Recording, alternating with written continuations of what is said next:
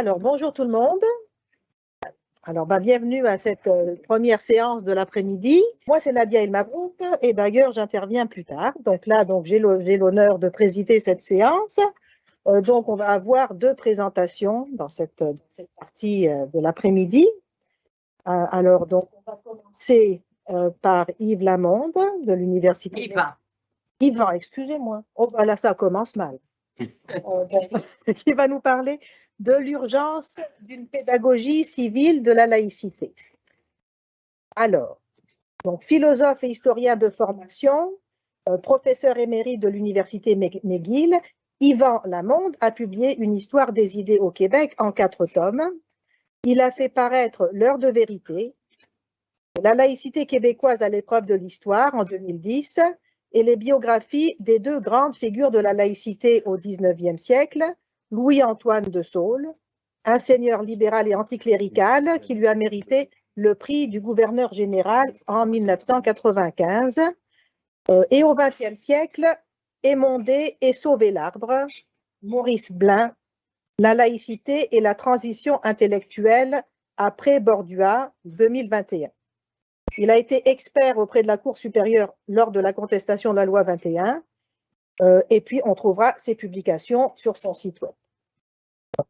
Monsieur Lamonde. Merci, je prends bonne note. Ah oui, moi aussi.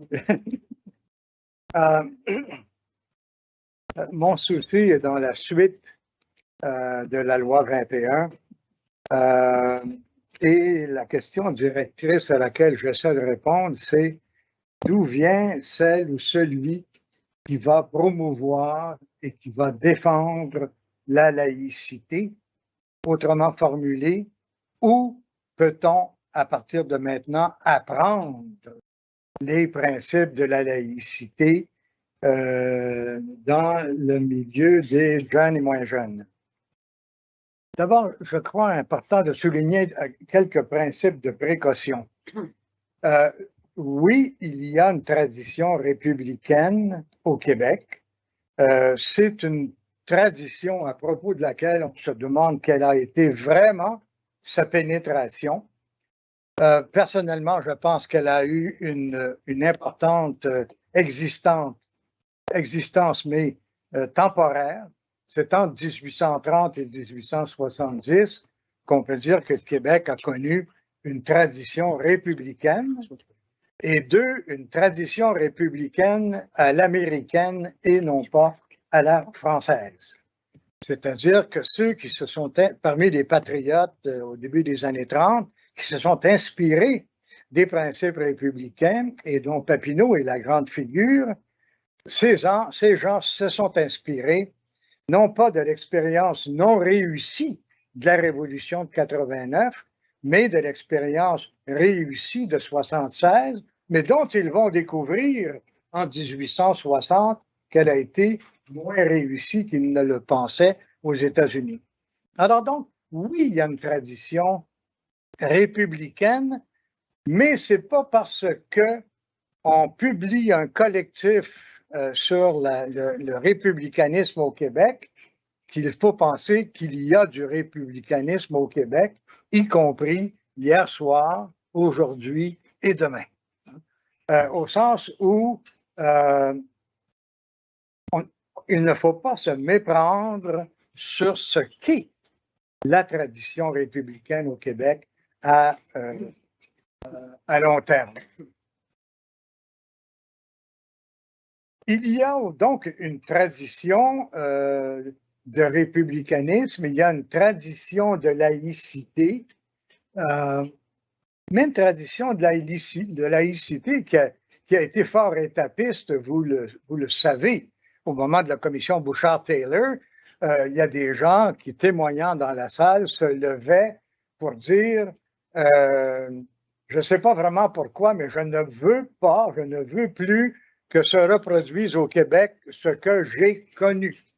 Cet individu qui se levait pour dénoncer la présence de la religion dans l'espace gouvernemental n'était pas nécessairement un anticlérical ou un laïc articulé, mais il y avait eu une expérience antérieure qui faisait que l'anticléricalisme avait pris et que la laïcité commençait à prendre.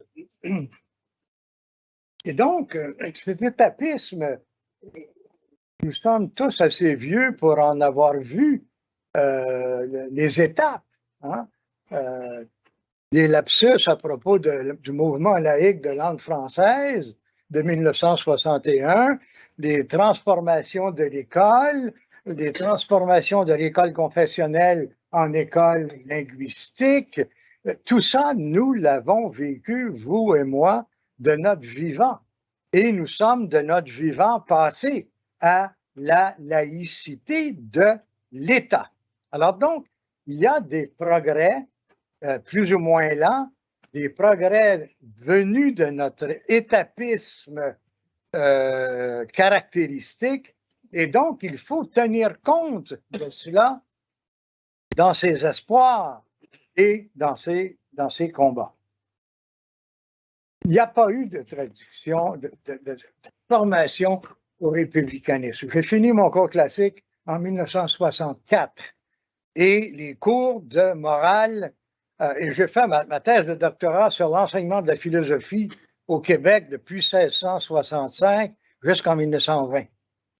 On a voulu, dans ces cours de philosophie, former des citoyens, mais ce n'était pas le vocabulaire républicain du citoyen qu'on trouvait chez les Sulpiciens en 1792.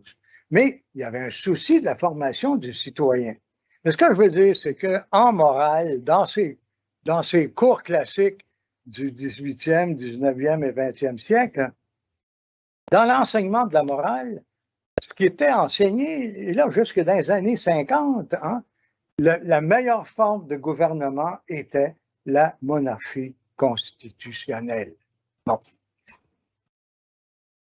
Et la République était détestable. Hein? C'était le corollaire, si je peux dire, de ce positionnement.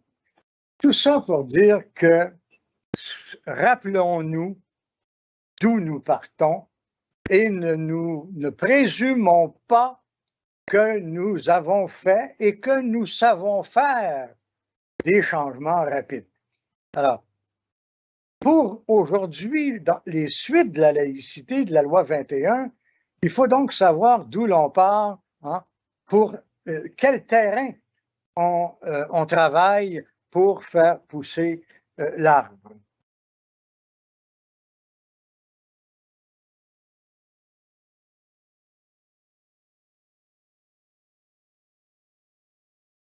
Il est important de bien savoir jusqu'à quel point nous sommes républicains de formation, de mentalité, parce que il est clair que c'est dans cette tradition républicaine que l'on peut trouver les principes de la laïcité et que grâce auxquels on peut voir clair contre tous ces bataillons que l'on voit dans les journaux en cours supérieur et bientôt en cours d'appel. C'est dans ce sens de la République que nous n'avons pas nécessairement appris, que nous avons découvert, métabolisé, mais il faut avoir une idée très claire de ce que sont ces principes républicains universels, hein, et de prétendre en voir la logique, si je puis dire, par préséance. Hein? Bon. Cette idée, j'ai appris de Louis-Antoine Dessaulles, cette grande figure du 19e siècle, j'ai appris combien dans tous les combats qu'il a menés, combien il a vu clair en établissant que le principe premier de la laïcité, c'est celui de la primauté du civil sur le religieux. Une fois que l'on voit ça, une fois que l'on voit se construire la logique d'argumentation en faveur de la laïcité, on se trouve bien pourvu de cet argument de fond. Alors donc, la mentalité, l'esprit laïque ne nous vient pas avec le lait maternel, enfin pas encore, ou depuis très bientôt. Et une fois qu'on a assuré cette primauté du civil comme principe fondateur, on comprend ensuite qu'il faut protéger la liberté de conscience.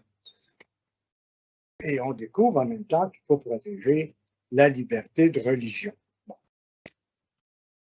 J'y reviendrai rapidement tantôt, mais mon propos est le suivant. Il faut voir clair que nous ne voyons pas nécessairement clair dans les principes républicains et de la laïcité que nous avons eu ou avons à les apprendre et à les voir clairement et les serrant clairement. Il y a un autre domaine de philosophie politique qui est important pour des républicains, c'est la fameuse question des droits individuels et des droits collectifs. Guillaume a amorcé la réflexion là-dessus ce matin. Hein. La question est parce que vous savez très bien que depuis la commission Bouchard-Taylor et les positions de mon collègue Charles Taylor sont des positions libérales du meilleur libéralisme anglais. La question des rapports entre les droits des individus et les droits collectifs ou les droits de société, si cette question était réglée aussi clairement que le donne à penser Charles Taylor et M. McClure, il me semble que ça se serait su.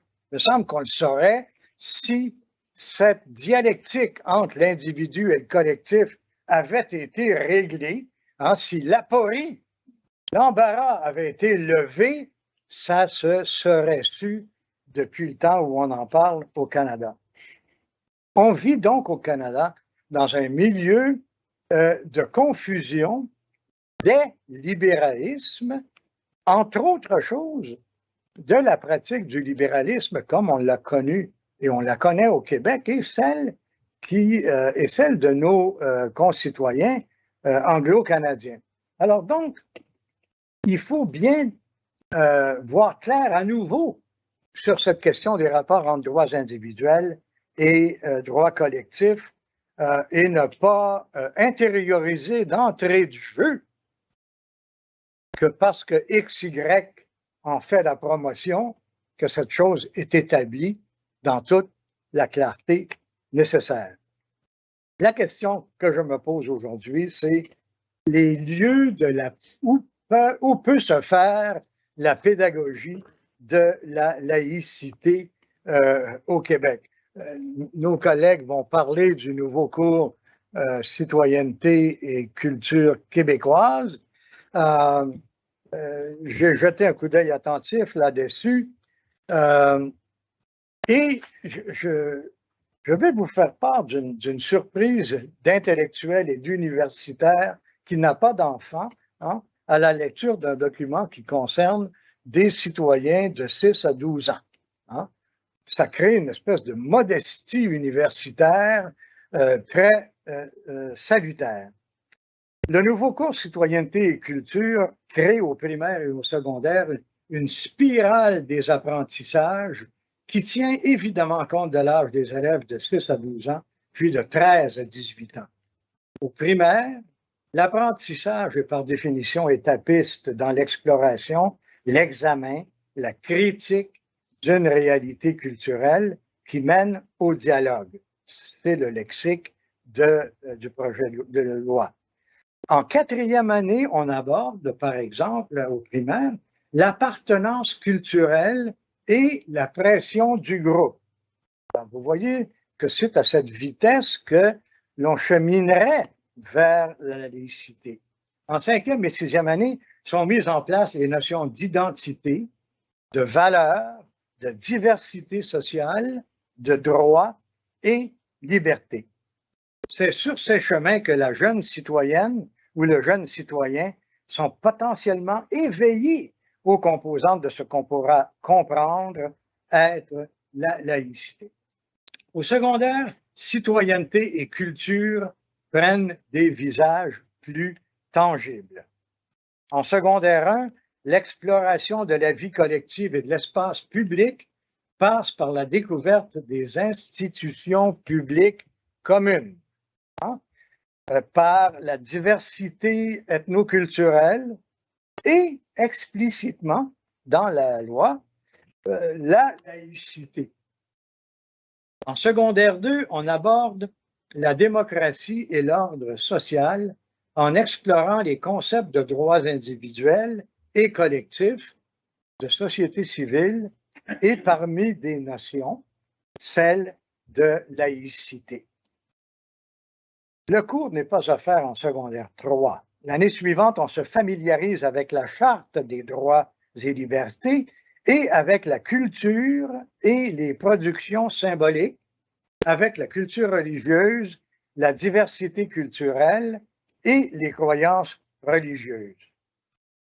C'est la quête du sens et des visions du monde, les religions et la spiritualité qui retiennent l'attention des élèves du secondaire 5. Alors, la loi s'arrête à ces niveaux et elle pose la question de savoir où, au collège et où à l'université, cet apprentissage de la laïcité peut se faire de façon plus explicite. Il faudra contacter les associations de profs de philo et voir ce qu'ils peuvent faire en ce sens. Je termine. Quoi qu'il en soit de l'apprentissage, si au moins nous pouvions nous entendre sur ce que sont les principes à énoncer, à répéter et à répéter, il y aurait un ou des documents pour essayer d'y voir clair. Il me semble qu'une pédagogie civile de la laïcité doit prendre en considération 4 choses. Pour des femmes et des hommes qui vivent en société, la condition de leur coexistence réside dans la reconnaissance de la primauté du civil sur le religieux. C'est ce qui les rassemble d'abord et avant tout. 2, la laïcité est d'abord fonction du fait qu'une société démocratique reconnaît que ses citoyens non croyants ont les mêmes droits que ses citoyens croyants, donc qu'il faut assurer tout autant la liberté de conscience que la liberté des religions. Troisièmement, la laïcité de l'État ou la séparation de l'État et des religions peut être comprise comme la neutralité de l'État. Cet état de fait signifie non seulement que l'État n'est pas concerné par la croyance ou les religions, mais qu'en même temps, il est la garantie civile de la liberté de conscience et des religions. J'ajouterais qu'au Québec, l'aveuglement est tel face à la laïcité et à la loi 21 que c'est quasi une autre étape à franchir que celle de faire comprendre que l'État, et sans doute plus dans le Calgary Herald, de faire comprendre que l'État défend la liberté de religion et de conscience. 4e propos essentiel, il faut bien saisir que le débat autour des signes religieux tient pour l'essentiel au fait que des communautés se définissent d'abord par leur religion et par les signes qui la manifestent, et que ces communautés ont l'obligation de se situer par rapport au principe de la primauté du civil dans une société démocratique où les citoyennes et les citoyens se parlent et peuvent se parler par leur appartenance commune à la société civile. Merci. Alors, on est rendu à la présentation de ces deux messieurs à ma gauche. Donc, il s'agit de David Santarossa et de Maître François Côté qui vont nous parler du cours de citoyenneté et culture et citoyenneté québécoise. Oui, alors je vais présenter ces messieurs et puis ils auront tous les deux chacun 10 minutes. Et donc, on a quand même, c'est 20 minutes en tout, même s'ils sont deux. On a bien insisté sur ce point. Voilà.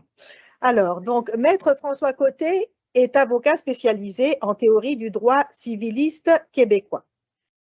Auteur de nombreux livres, études et conférences publiées au Québec, en Europe et en Asie, touchant le droit linguistique, le droit constitutionnel et les libertés fondamentales, la laïcité, ainsi que l'histoire et les fondements des traditions juridiques. Alors, il s'est illustré à plusieurs occasions devant l'Assemblée nationale et les tribunaux, où il a notamment participé à l'élaboration et à la défense de la loi sur la laïcité de l'État. Avocat résolument nationaliste de la nouvelle garde intellectuelle au Québec, Maître Côté est titulaire de nombreux prix et distinctions pour son implication à la défense de la langue française et du droit civil québécois, nommé patriote de l'année 2019 par la Société Saint-Jean-Baptiste et récipiendaire du prix Prestige Impératif français 2021. Il est aussi chargé de cours en droit au Collège Descartes ainsi qu'à l'Université de Sherbrooke, où il complète actuellement son doctorat en droit, dont la soutenance de thèse devrait avoir lieu d'ici quelques semaines. On l'espère. Bon. Inch'Allah. Alors, finalement, Maître François Côté est également co-auteur, aux côtés de David Santarossa, de l'importante étude du programme d'éthique et culture religieuse à celui de culture citoyenne québécoise, bilan des critiques et perspectives d'avenir, qui vient de paraître et qui fera l'objet de la conférence. Et alors, donc, en parlant de David Santarossa, David détient un baccalauréat et une maîtrise en philosophie de l'Université de Montréal. À la suite de sa formation, il a occupé durant 4 années un poste de spécialiste de contenu en philosophie au collégial, tout en complétant une deuxième maîtrise, cette fois en enseignement de l'éthique et culture religieuse. Il enseigne d'ailleurs cette discipline depuis 2018. On peut régulièrement le lire ou l'écouter dans l'Action nationale, sur le site de la revue Argument, La Presse, où il est collaborateur régulier, à Radio VM et à Cube Radio. Il publiera cet automne un premier essai qui portera sur les enjeux identitaires contemporains. Alors, donc, la parole est à vous et il est 14h12. Alors, en espérant qu'on ne va pas devoir me piche-pouche de l'eau pour me rappeler à l'ordre. Non, mais le monsieur à côté m'a dit de vous le dire après 5 minutes. Là. Ah, parfait, d'accord. Bon, voilà. Tant que c'est ça et pas un bat de baseball. Donc, commençons par un peu d'histoire rapidement. Le Québec, à partir des années 60, a, au travers de la Révolution tranquille, formellement voulu rompre avec l'essentialisme religieux identitaire et la mainmise de la religion, particulièrement des institutions religieuses qui devenaient étouffantes à l'intérieur du discours public, notamment dans la chose politique, mais aussi en matière d'éducation.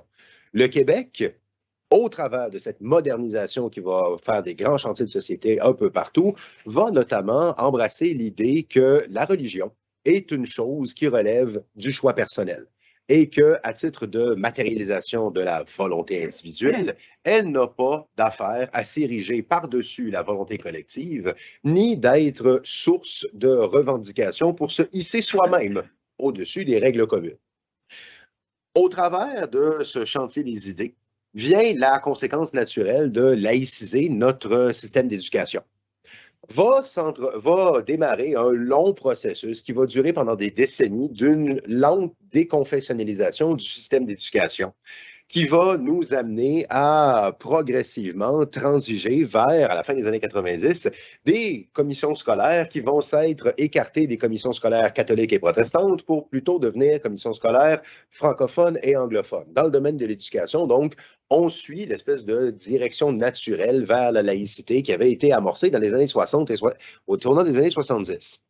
Cependant, cette extension de la Révolution tranquille va finir, tout comme pour la langue française, à rencontrer le cadre constitutionnel canadien et éventuellement frapper un mur. Au courant des années 2000, les choses allaient bon train jusqu'à, et je ne suis pas le premier à vous en parler ce matin, là, cet après-midi, la crise des accommodements raisonnables.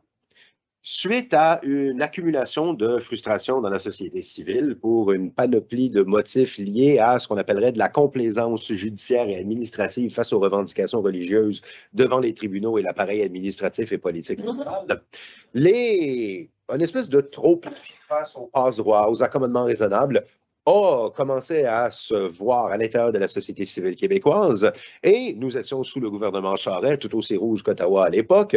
Ça a abouti sur la commission Bouchard-Taylor qui a pondu le discutable rapport Bouchard-Taylor sur l'aménagement de la diversité, qui est, disons-le, le rapport Bouchard-Taylor, une consécration académique de la jurisprudence de la Cour suprême en matière d'accommodement raisonnable. Et dans le rapport Bouchard-Taylor, on en arrivait à la conclusion que si les Québécois ont un problème avec le retour de l'essentialisme religieux identitaire, ont un problème avec l'idée de rehausser la religion au nom de supranormativité, eh bien, le problème, ce sont les Québécois. Donc, il faut rééduquer les Québécois pour les rendre conformes à la pensée juridique anglo-canadienne.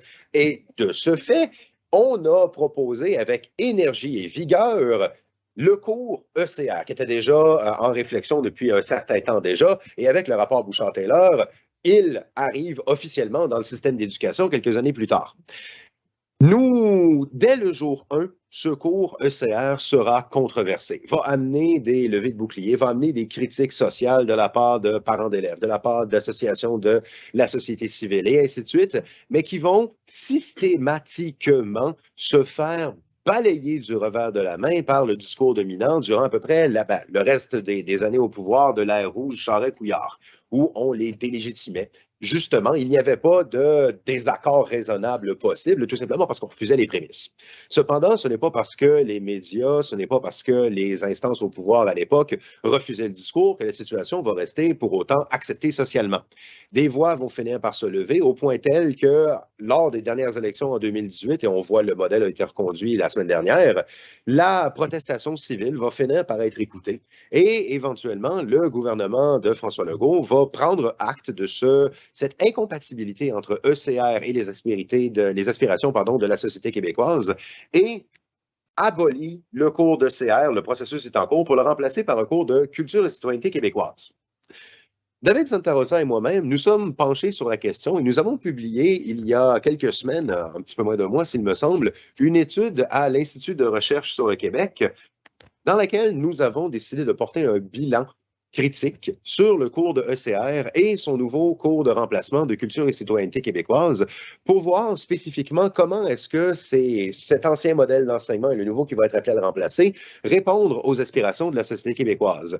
Particulièrement, David Santa Rosa va vous entretenir après moi avec un esprit beaucoup plus raffiné que je ne pourrais jamais rêver de l'être sur les questions relatives au social et à l'éducatif. Pour ma part, je vais vous toucher quelques mots au niveau pédagogique. Et là, on me rappelle on me fait signe qu'il me reste juste seulement 5 minutes. J'aurais dû mieux timer mon introduction.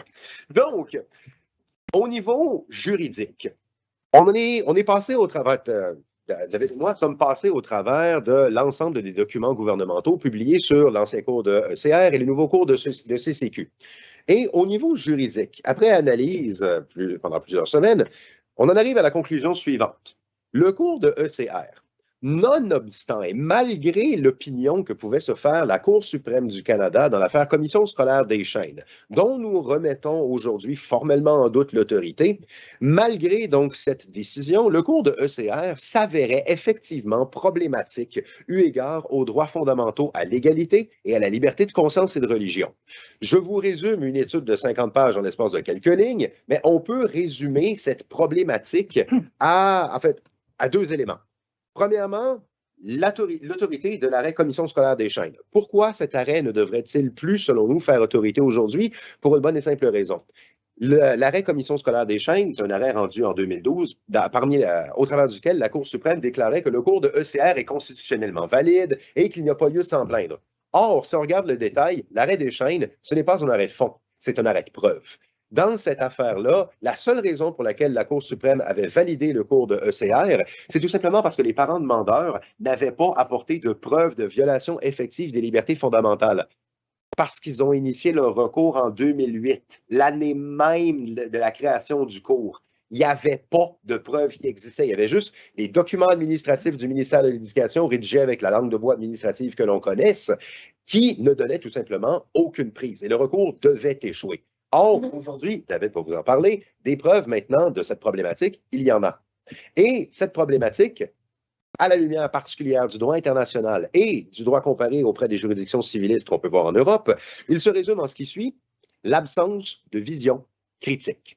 Le cours de ECR, et ça on l'a analysé, on n'est certainement pas les seuls depuis 2009 avec les premières publications du terrain que ça ressort, le cours de ECR n'est pas un cours d'enseignement du fait religieux. C'est un cours d'endoctrinement, c'est un manuel, c'est, disons-le avec une certaine ironie palpable, un catéchisme des accommodements raisonnables qui est fait pour endoctriner l'élève à adopter une attitude de déférence forcée, de soumission sans remise en question de la revendication de l'altérité religieuse. Or, selon les accords de droit internationaux, selon la tradition civiliste, qu'on peut voir de manière comparée en Europe, la liberté de religion dans le système d'instruction publique, ça implique, ça va être respectueux des libertés fondamentales si et seulement si l'État s'abstient d'opprimer ou de valoriser quelque religion que ce soit en les enseignant de manière critique.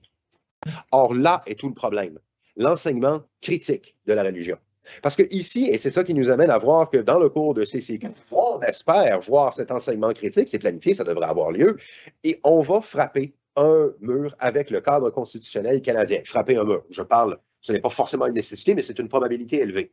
Pour la bonne et simple raison que dans la pensée juridique de common law anglo-canadienne, qui n'effectue pas la distinction entre la croyance et la pratique, et qui n'effectue pas non plus la différence entre la croyance et le croyant, le fait de critiquer une pensée religieuse, ça revient à la critique du croyant, ça revient à la critique de sa valeur en société. Et si on est en train de remettre en cause le fondement d'une pratique religieuse, le fondement d'une croyance religieuse, qui, depuis les affaires Mulcahy et Amselem en Cour suprême, ne doivent tout simplement pas faire l'objet d'une analyse au-delà de la croyance religieuse sincère, on se retrouve à rejeter le fait que cette personne soit bienvenue en société, ce qui est discriminatoire, totalitaire et très, très méchant.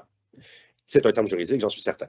Et dans cette perspective, le nouveau cours de CCQ pourrait, d'après nous, et ce n'est pas une certitude, mais c'est une probabilité, très probablement va être contesté en justice par des parents d'élèves religieux qui verraient dans l'enseignement critique des religions, du fait religieux, une atteinte à leur liberté de religion.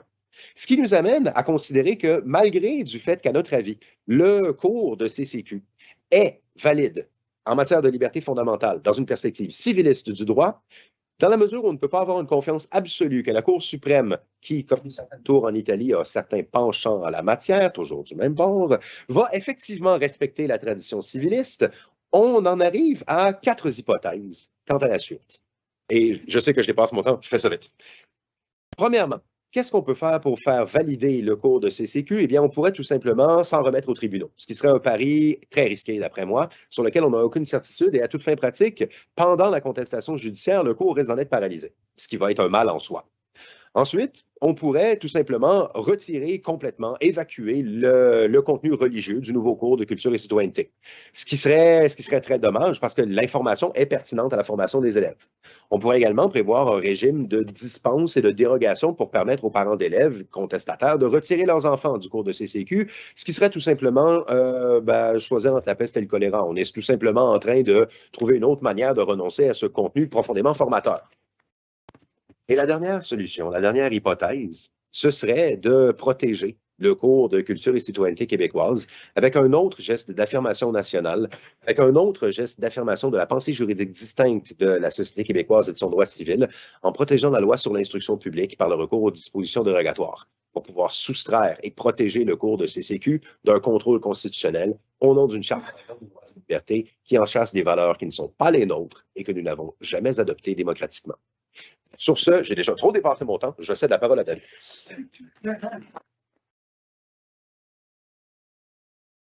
Donc, bonjour à tous. Je vais vous parler du cours Culture et citoyenneté québécoise. Premièrement, le nom, je pense qu'il faut s'y attarder. Québécoise ne prend pas de S, c'est au singulier. Donc, on parle vraiment de la citoyenneté québécoise et non de culture québécoise. Donc, la culture qui est vue comme une espèce d'objet sociologique. On dit dans le programme qu'on peut aborder la culture québécoise dans le cours, mais il n'y a pas d'accent qui est mis sur la culture québécoise. Et pourtant, quand on entend culture et citoyenneté québécoise, je pense qu'instinctivement, on a l'impression que le québécoise s'applique à la culture et la citoyenneté. Donc, ça, je pense qu'il y a quand même une critique à faire sur ce plan-là. Autre point qui attire notre attention, la citoyenneté québécoise, ça n'existe pas sur le plan juridique, n'est-ce pas? Hein? Et je souligne qu'il y a peu d'informations sur le sujet dans le programme. Donc, c'est quoi cette citoyenneté québécoise? De quelle manière elle se distingue de la canadienne? Parce qu'on prend le temps de la nommer, la citoyenneté québécoise, donc elle doit bien se distinguer. Je pense qu'il y a véritablement là un chantier à entreprendre. D'ailleurs, M. Taillon, il en parlait ce matin. Il y a d'autres intellectuels comme Micheline Labelle qui ont essayé de lancer ce chantier-là, mais je pense qu'il y aurait beaucoup de choses à faire en ce sens. Maintenant, pour ce qui est de la laïcité. Dans l'ancien cours, le cours ECR, il y avait une seule occurrence dans tout le programme sur la laïcité, c'était dans les exemples indicatifs dans le thème « Les religions au fil du temps ». On parlait de laïcisation de l'État. Et si je peux me permettre cette petite anecdote-là, lorsque je parle à mes élèves de secondaire 5 aujourd'hui, de laïcité, ils ne connaissent pas le concept. Manifestement, ça ne faisait pas partie de l'éducation citoyenne au fur et à mesure de leur secondaire. Comme je vous dis, c'est une anecdote, mais je pense qu'elle est quand même parlante. Maintenant, pour le nouveau cours, Culture et citoyenneté québécoise, Simon-Jolin Barrette, le ministre responsable de la laïcité, disait il y a tout juste un an que la laïcité allait avoir finalement une place importante dans le nouveau cours. Hein. Et là, j'ouvre les guillemets. Le cours permettra aux élèves de saisir tout le chemin parcouru pour mener à la laïcité de l'État, soit la séparation entre l'État et les religions. Donc, le chemin parcouru, moi, je trouvais ça intéressant parce qu'il y a une espèce de consubstantialité entre la culture et la citoyenneté, c'est-à-dire que la laïcité n'est pas seulement vue comme une espèce de concept abstrait, c'est un concept abstrait, mais c'est aussi une partie concrète de notre patrimoine collectif, de notre histoire. Donc, il y a eu un cheminement là-dedans et les élèves doivent se l'approprier. Donc ça, je pense que c'était intéressant. Maintenant, qu'est-ce qu'il y en est dans le programme CCQ en tant que tel? Il y a 4 occurrences du mot laïcité ou les mots de même famille là, comme laïque. Il y a 2 occurrences dans la présentation du programme, mais où ce qu'on parle, par exemple, d'état de droit laïque, c'est intéressant, mais entre vous et moi, les enseignants ne lisent pas la présentation du programme. C'est vraiment les thèmes qui les intéressent. Donc, qu'est-ce qu'il y en est dans les thèmes? La laïcité est présente dans 2 thèmes différents, dans vie collective et espace public, et dans démocratie et ordre social. Le petit hic ici, et ce n'est pas le moindre des hics, c'est que la laïcité est présente dans la colonne des notions et exemples indicatifs. Il n'est pas dans la colonne des concepts prescrits par le programme. Dit autrement, la laïcité n'est pas obligatoire dans le programme de culture et citoyenneté québécoise. La laïcité est facultative dans le programme. Pour un cours de citoyenneté québécoise, ça signifie d'une manière ou d'une autre que la laïcité est un élément facultatif de la citoyenneté québécoise, ce qui est quand même pour le moins surprenant. Et je pense qu'on peut critiquer le gouvernement en ce sens parce que c'est pas ça qu'il avait promis, en fait. Donc, c'est une critique de cohérence, en quelque sorte. On le voit déjà, je pense que il y a... Ah oui, avant de continuer. Et quand on aborde la laïcité dans le thème vie collective et espace public, ça, c'est intéressant, on souligne qu'il y a des questions éthiques à se poser par rapport à ce thème-là. Donc, lorsqu'on parle de laïcité, lorsqu'on parle de langue française, loi 21, loi 96, il y a des enjeux éthiques, des questions, des débats à se poser. Je pense que le programme a quand même raison de le souligner, que c'est vrai que la loi 21, il y a une contestation, c'est pas tout le monde qui est d'accord, même chose pour la loi 96, mais c'est quand même curieux que le programme prenne le temps uniquement pour ce thème-là de le souligner. Pour d'autres thèmes, par exemple, lorsqu'on parle d'appropriation culturelle, de discrimination positive, des sujets très sensibles qui créent des débats dans la société. Il y a plusieurs manières d'aborder ces sujets-là. Je ne prétends pas que le gouvernement est là pour dire comment l'aborder, Mais là, on ne dit pas qu'il y a des débats par rapport à ces enjeux-là. Donc, lorsqu'on parle de langue, lorsqu'on parle de laïcité, il y a des débats. Il faut en parler en classe, mais pour d'autres sujets, c'est pas nécessaire. On ne dit pas explicitement qu'il y a des débats. Donc, je pense qu'il y aurait une clarification à faire de ce point de vue-là. Ensuite, on le voit, il y a un écart entre les promesses du gouvernement et le programme. Donc, comment expliquer que Simon-Jean Barrette annonce la laïcité, mais qu'au final, dans le programme en tant que tel, la laïcité est plus ou moins là. Évidemment, on peut y aller uniquement à partir de conjecture, mais la question se pose. Autre élément de laïcité, on parlait tantôt avec M. Lamonde de la primauté du civil sur le religieux. Ben là, je pense que ce n'était pas le cas dans le cours ECR. Il y avait une forme de primauté à l'identité religieuse. Donc, on a plusieurs identifications. Hein. On s'identifie à une langue, à une religion, à un territoire. Mais l'aspect religieux était vraiment sur un piédestal dans le cours ECR. On se rappellera des fameuses paroles de Georges Leroux lorsqu'il parlait le volet culture religieuse demandait un respect absolu. Et là, ici, je vous les guillemets, un respect absolu à l'égard des religions. Bien évidemment, pour des oreilles laïques, ça vient nous chicoter un peu, disons. Eh bien là, ici, on n'est plus là-dedans du tout. On parle d'un esprit critique par rapport à tout, par rapport aux sources. Vraiment, il n'y a plus ce piédestal-là qui est donné à la religion. Et je pense que c'est un des défis, moi je l'observe au quotidien, que nos élèves en matière de laïcité, c'est qu'ils doivent comprendre qu'on peut critiquer la religion, que la religion est un élément qu'on peut critiquer. J'entends encore beaucoup cette idée-là que, oh non, lorsque c'est la religion, on n'a pas le droit de critiquer ça. Donc ça, je pense que c'est un défi qui doit être abordé dans le programme. Et je pense qu'il gagnerait même à être un peu plus explicite sur cet enjeu-là. On parle de primauté, comme je le disais tantôt, de la primauté du civil. Ben, au Québec, c'est la primauté du civil dans le cours de culture et citoyenneté québécoise. Je pense que c'est civil, évidemment, mais il y a aussi quelque chose de culturel. Parce que justement, la laïcité, comme je le disais tantôt, c'est pas juste un concept abstrait, c'est aussi un concept concret qui fait partie de notre histoire. Et donc, je pense qu'il y a du travail à faire pour que chaque élève dans nos classes s'identifie au terme de québécois. Ça arrive encore très souvent qu'on dit à des personnes issues de l'immigration qu'ils sont québécois et ils sont très réfractaires à ce terme-là. Je pense que le cours doit travailler à ce que tout le monde soit québécois au terme de ce cours-là par rapport notamment à la citoyenneté québécoise. Ça m'apparaît essentiel. Il y a des intellectuels qui parlaient, il y a quelques années, on parlait tantôt d'ailleurs de la charte des valeurs du Parti québécois.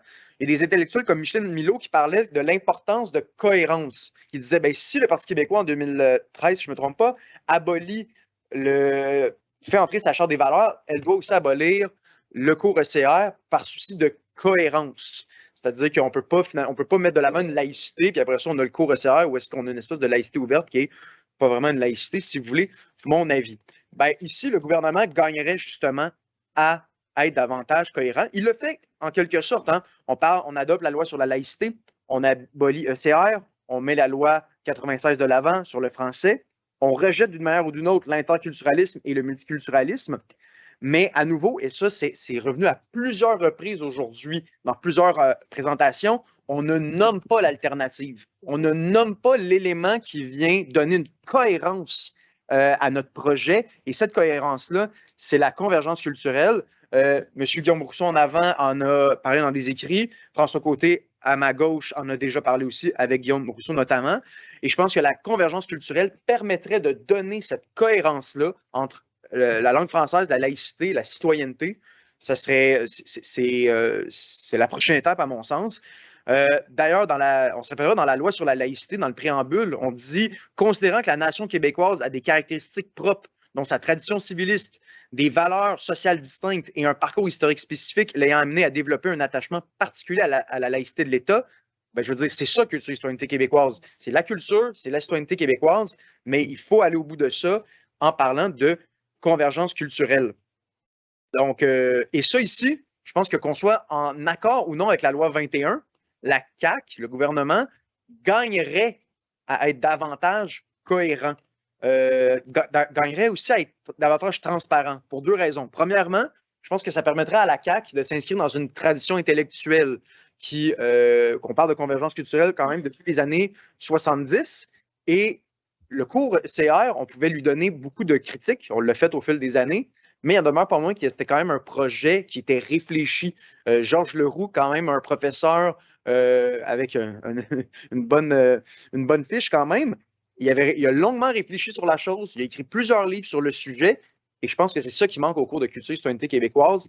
Vraiment une espèce de liant qui fait en sorte que tout ça devient beaucoup plus cohérent. Donc, je pense que de ce point de vue-là, la CAQ gagnerait à être davantage transparente pour avoir une plus grande cohérence. Et l'autre point, on a beaucoup critiqué ECR parce que ECR mettait de l'avant une idéologie multiculturaliste, mais sans jamais nommer le multiculturalisme. Et on critiquait beaucoup ce cours-là en ce sens. C'est-à-dire, dites-le, c'est quoi votre principe de citoyenneté, le principe d'intégration des nouveaux arrivants. On va pouvoir en discuter par après. Je pense que le gouvernement gagnerait, à nouveau qu'on soit d'accord ou non, là, le gouvernement gagnerait à mettre de l'avant le concept de convergence culturelle, justement par transparence et par souci d'honnêteté intellectuelle pour qu'on puisse en discuter. On parlait ce matin là, de désaccord raisonnable. Ben, je pense que le désaccord raisonnable est possible quand on met carte sur table et quand on est transparent avec nos adversaires politiques. Donc, je vous remercie beaucoup de m'avoir écouté.